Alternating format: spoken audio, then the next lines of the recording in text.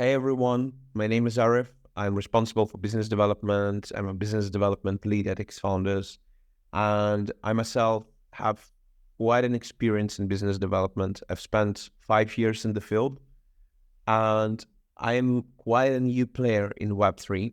I'm here for like a year right now, so I can really share how you can switch from Web2 to Web3 and what are the big differences.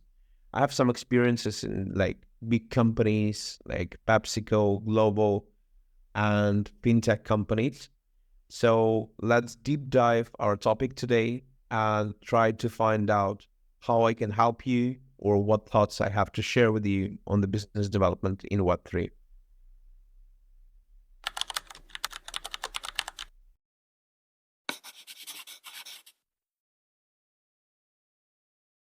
Being a business development manager, you're also responsible for sales and mainly B2B sales, of course. And in this case, there are some unique challenges that you're facing in Web3. And the main ones that make it a different experience from the one in Web2 are there are no established correct ways to do something. The Web3 is much younger. There are some ideas on how it should be done, and that's actually what we are working on in XFounders. We're trying to build this kind of a right way for the startup to have all the information and to go in like following the steps of the startups who have already succeeded. But in general, you're much more, I'd say, you can find yourself much more lost in it than in Web2. And at the same time, it can be an opportunity if you're looking for pioneering some kind of a sphere. Web3 is for you, but you have to be ready for this challenge of researching and planning everything out without any prepared offers, solutions, correct ways to do it that somebody has built before you. Another problem is that being a Web3 founder, you need to educate your partners and not only Web2 ones, because Web3 is evolving every day. There are hundreds of new ideas, protocols, ecosystems, everything. And not everyone is capable of tracking all the changes in the sphere. So you need to educate even Web3 partners sometime, explaining what you do, how it works, and why is it interesting for them. That's an additional challenge, I believe. But as soon as you master explaining what you do and why, like an elevator pitch you need in any startup, I believe it will become your main tool for introducing yourself. So in this case, I believe it's quite a challenge, but it can be your tool in the future. So you need to go through it in any way. And of course, another challenge for sales is the amount of scam projects, because closing deals is much harder when everyone is afraid of like cooperating with someone who has some bad reputation. And in this field, there are like hundreds and thousands of projects and people who are just here for money. And they are not looking for any kind of real project. They're just pumping and leaving. And in this case, you need to work on the way you will tell about your project, because you need to show that you're building something worthy and that people can trust you.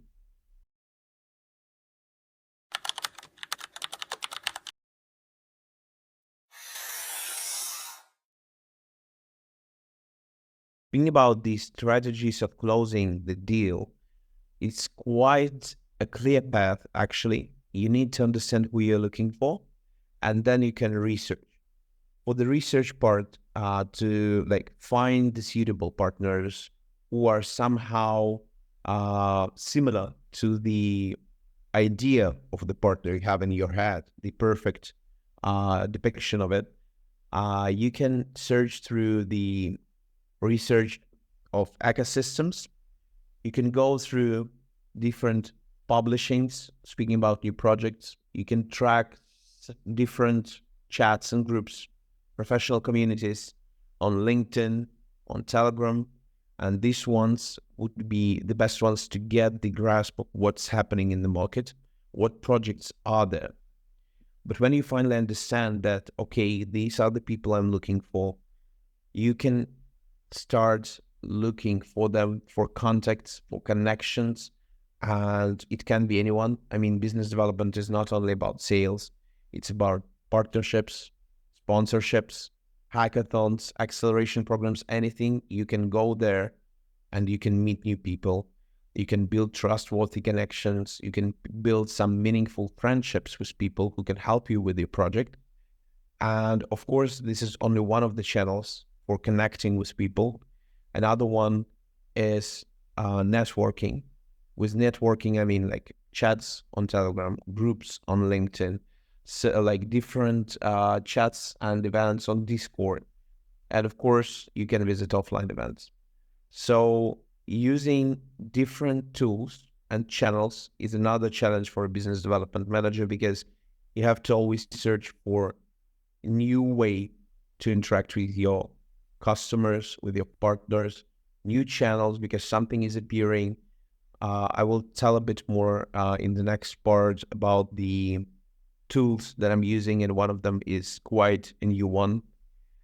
And speaking about the different stages of the deal that you can look at, I would say that you need to start with the research of your client. You need to deep dive and research what they do. Prepare some kind of a custom offer for them. Think about what they need, what your project brings to the table for them. You should always look for some big names and companies you're maybe already working with, or maybe one of your co-founders worked for.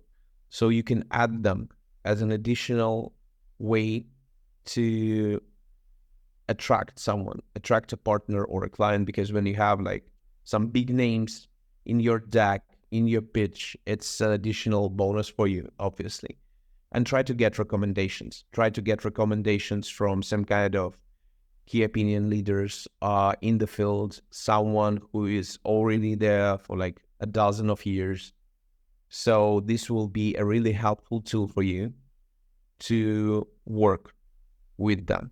Follow XFounders if you want to learn more about what we do and how you can grow your project, not only in business development, but in many other spheres.